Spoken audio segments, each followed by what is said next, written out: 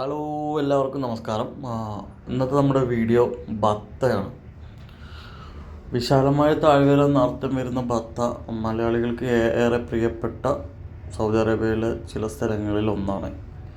അപ്പോൾ ഒന്ന് ബത്തയുടെ ഫുൾ ഭാഗമൊന്നുമല്ല, ബത്തയിലെ കുറച്ച് ഭാഗങ്ങൾ മാത്രം, കുറച്ച് ഏരിയ ഉൾപ്പെടുത്തിക്കൊണ്ട് ചെയ്ത ഒരു ചെറിയൊരു വീഡിയോ ആണ്. അപ്പോൾ നമുക്ക് വീഡിയോയിലോട്ട് എടുക്കാം. റിയാദിൻ്റെ നഗരമധ്യത്തിൽ ഖസർ അൽ ഹുക്കും അൽ മുറബ്ബ ഈ രണ്ട് ജില്ലകളുടെ ഇടയിലുള്ള ഏറ്റവും പഴക്കം ചെന്ന ഒരു വാണിജ്യ ജില്ല കൂടിയാണ് ബത്ത. വലുതും ചെറുതുമായ നിരവധി വ്യാപാര കേന്ദ്രങ്ങൾ, ഷോപ്പിംഗ് മാളുകൾ, ചെറിയ ചെറിയ കടകൾ തുടങ്ങി ഒരുപാട് വാണിജ്യ സ്ഥാപനങ്ങൾ സ്ഥിതി ചെയ്യുന്നൊരു സ്ഥലമാണ് ബത്ത.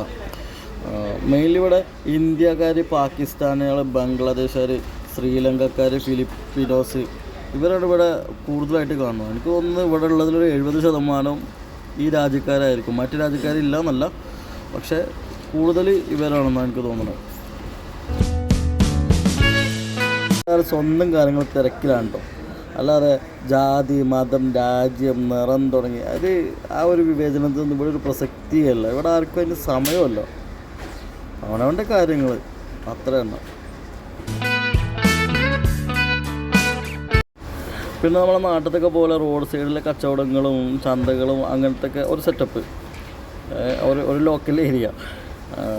പക്ഷേ ഈ റോഡ് സൈഡിലുള്ള കച്ചവടങ്ങളിൽ പൊതുവെ ഞാനിട്ടോ എൻ്റെ ഒരു കേസിൽ പറയുന്നത് മലയാളം കണ്ടിട്ടില്ല. ഈ റോഡ് സൈഡിൽ കൂടെയുള്ള കടകളിലുണ്ട്, പക്ഷേ അതായത് ഫുട് പാത്തിൽ വെച്ചിട്ട് കച്ചവടം ചെയ്യുന്നതിൽ ഞാൻ അധികം മലയാളികളെ ഞാൻ കണ്ടിട്ടില്ല. അത് അധികവും ഹിന്ദി സംസാരിക്കുന്നവർ, അല്ലെങ്കിൽ ബംഗ്ലാദേശികൾ, അറബികൾ എന്ന് പറഞ്ഞാൽ സൗദികളല്ല, വേറെ രാജ്യത്ത് നിന്ന് വരുന്ന അറബിക്സ്, അവരൊക്കെയാണ് അധികം കാണുന്നത്. മലയാളികളെ ഫുട് പാത്ത് കച്ചവടത്തിൽ കണ്ടിട്ടില്ല. പക്ഷേ കടമുറികളുണ്ട്, ഈ കാണുന്ന കടമുറികളിലൊക്കെ അധികം ഭാഗം മലയാളികളുടെ കയ്യിൽ തന്നെയാണ്. പക്ഷേ അങ്ങനെ ഫുട് പാത്തിലായിട്ട് കണ്ടിട്ടില്ല.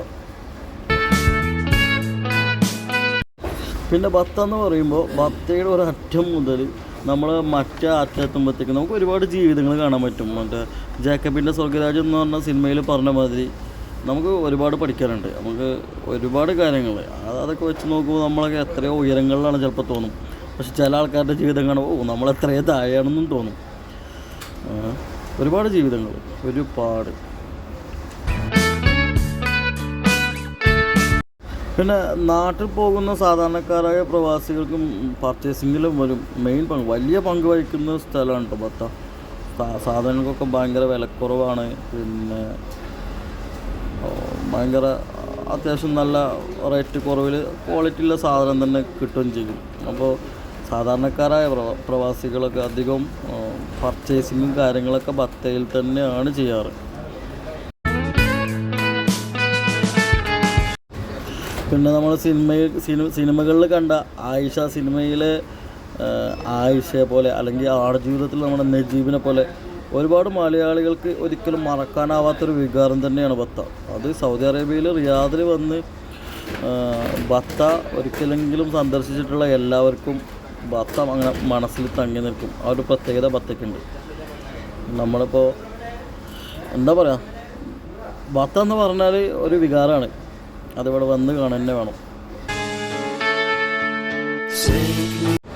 അപ്പോൾ നിങ്ങൾ ഈ കണ്ട 4 മിനിറ്റ് 37 സെക്കൻഡിൽ ഒതുങ്ങി നിൽക്കുന്നതല്ല കേട്ടോ ബത്ത എന്ന് പറഞ്ഞാൽ വളരെ വിശാലമായ ഒന്നാണ്. ഇത് ബത്തയുടെ ഒരു ഔട്ട് വ്യൂ എന്ന് വേണമെങ്കിൽ അങ്ങനെ പറയാവുന്നേ ഉള്ളൂ.